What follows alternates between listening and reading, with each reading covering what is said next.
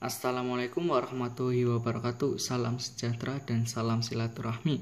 Perkenalkan, nama saya Ahmad Hoirunidom. Saya masih duduk di bangku SMA dan di sini saya akan menjelaskan mengenai terapi pendewasaan diri dan pengendalian ego. Nah, ada 4 poin teman-teman.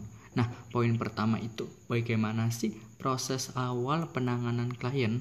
Nah, proses awal dari penanganan klien itu sebenarnya termasuk mudah, tapi ketika dilakukan itu sulit, dimana proses awalnya itu menjalin hubungan di antara klien dan konselor.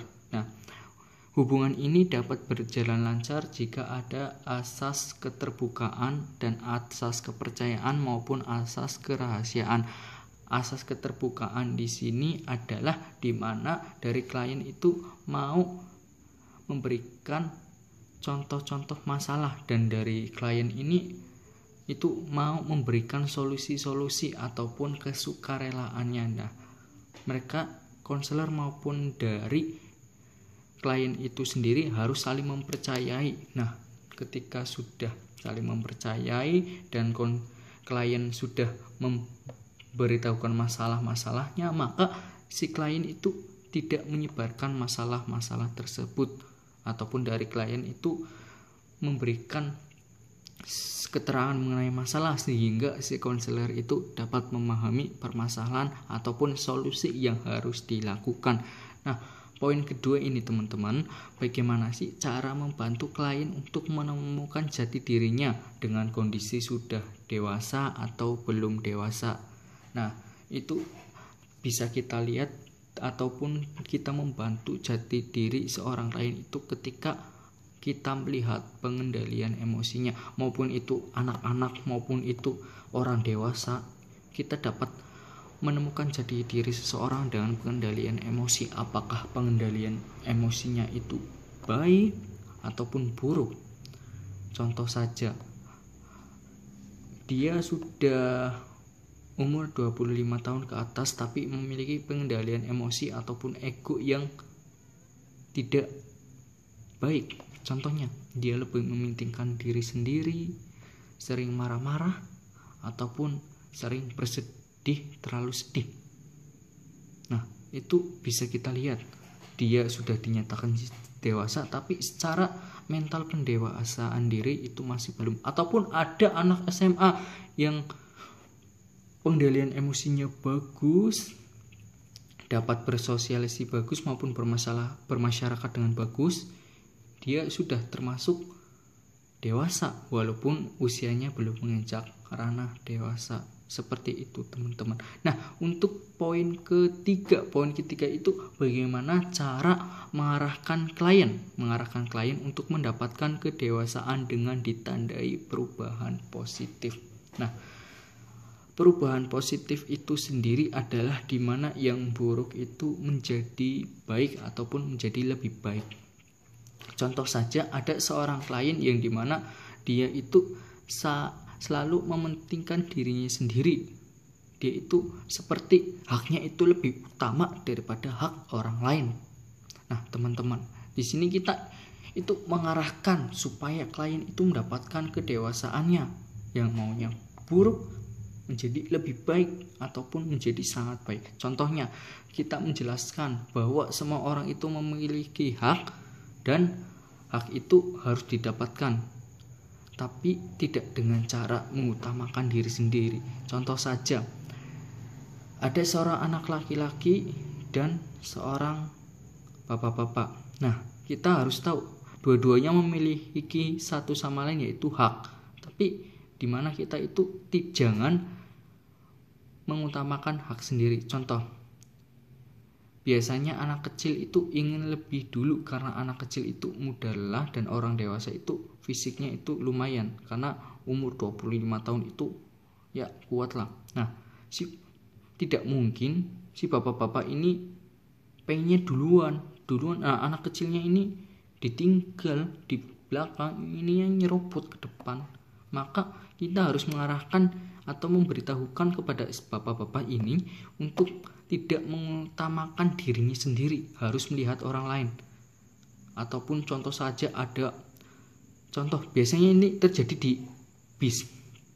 di bis ataupun bus ya, itu ada nenek-nenek yang berdiri, tapi ada bapak-bapak yang duduk. Dalam hatinya bapak-bapak itu, hak saya dong, saya duluan. Iya, itu hak Anda duluan, tapi kita juga harus melihat orang lain, kondisi orang lain, apakah orang lain lebih membutuhkan daripada dari kondisi kita. Maka kita harus melakukan perubahan positif itu, dimana kita itu harus mengalah ataupun lebih bijak dalam berpikir. Nah, untuk melakukan perubahan positif seperti itu bisa dilakukan dengan bergaul di lingkungan yang benar. Contohnya melakukan gotong royong ataupun musyawarah ataupun melakukan silaturahmi seperti itu. Jadi bukan hanya dengan memberikan solusi, tapi mengarahkan klien untuk melakukan hal yang lebih baik ataupun kegiatan yang lebih baik. Nah, poin keempat itu tidak kalah penting juga teman-teman. Bagaimana kondisi dari klien setelah mengikuti terapi pendewasaan diri dan pengendalian ego dengan sudah melakukan terapi pendewasaan diri dan pengendalian ego.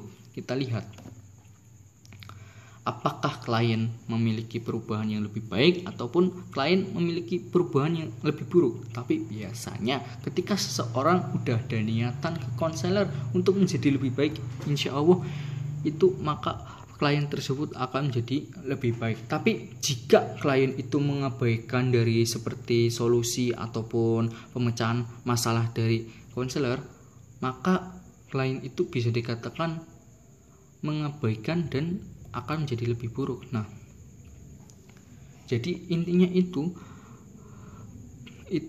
melakukan terapi ataupun tidaknya itu tergantung dari niat. Apakah niatnya hanya ingin tahu saja, apakah ingin memperbaiki diri. Biasanya ada dua tipe nih, cuman ingin tahu dan cuman ingin memperbaiki ataupun istilahnya itu ingin benar-benar memperbaiki diri. Seperti saya seperti ini, bersikap buruk, bagaimana ya, saya tanyakan saja ke konselor.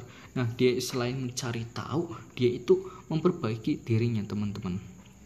Nah, kesimpulannya itu ketika kita melakukan proses awal, maka kita harus melakukan sebuah hubungan. Nah, untuk menemukan jati diri seseorang ataupun klien itu bisa dilihat dari pengendalian emosi maupun egonya teman-teman. Nah, untuk mengarahkan perubahan positif itu bisa dilakukan dengan memberikan solusi atau pemecahan masalah ataupun mengarahkan klien untuk melakukan kegiatan positif seperti gotong royong. Nah, untuk melihat kondisi pribadi sebelum ataupun setelah mengikuti terapi itu bisa dilihat dengan perilaku klien. Apakah perilaku klien lebih buruk ataupun lebih baik? Apakah mengabaikan, apakah melakukan? Apakah melaksanakan ataupun hanya pencitraan? Itu saja teman-teman dari saya.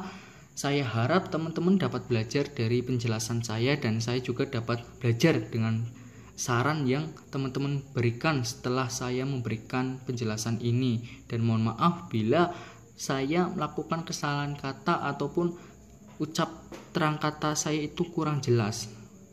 Karena di sini saya juga sedang belajar juga, jadi kita saling belajar. Ibaratnya saya memberikan, Anda juga memberikan saran, seperti itu. Mohon maaf ya. Saya akhiri. Wassalamualaikum warahmatullahi wabarakatuh. Bye bye.